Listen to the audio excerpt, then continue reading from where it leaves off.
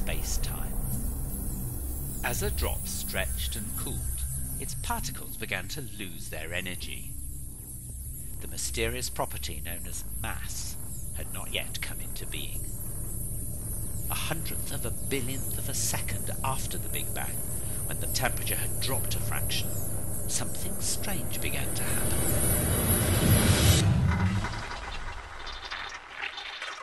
The entire universe seems to have become permeated with a field or presence that dramatically materialized in a similar way that steadily cooling water suddenly turns to ice. This phase change into what is now known as the Higgs field appears to have had a remarkable effect on the elementary particles that had previously been whizzing about at the speed of light. Some particles travel through the Higgs field virtually unimpeded, but other types of particles were dragged to slower velocities by varying amounts. It was as if the Higgs field was acting as a kind of selective treacle. The more the particles were slowed by the Higgs field, the more of their energy has been condensed into a super-concentrated form of energy known as mass. Einstein showed that energy and mass were interconvertible. Energy can become mass, and mass convert back to energy.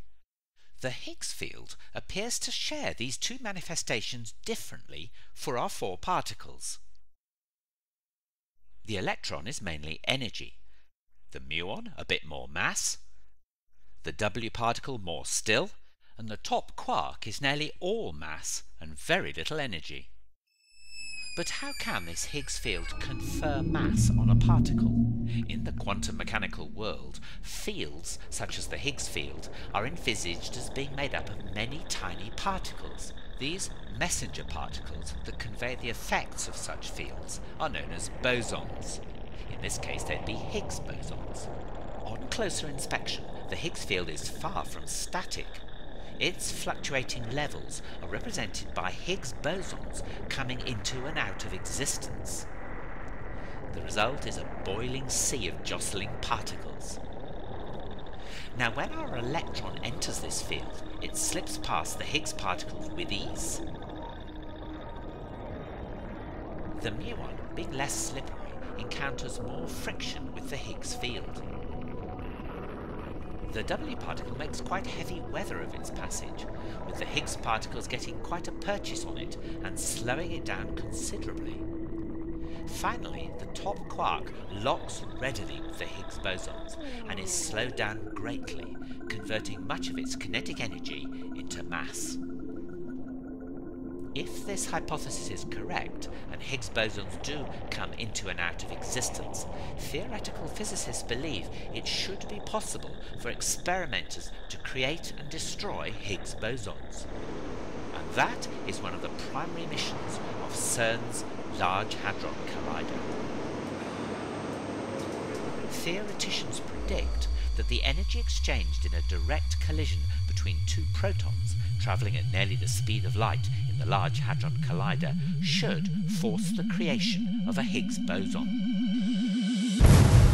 An exact head-on collision of two protons is rare, but that is still not accurate enough. It's getting a direct hit between ingredients of each proton that could create a Higgs boson.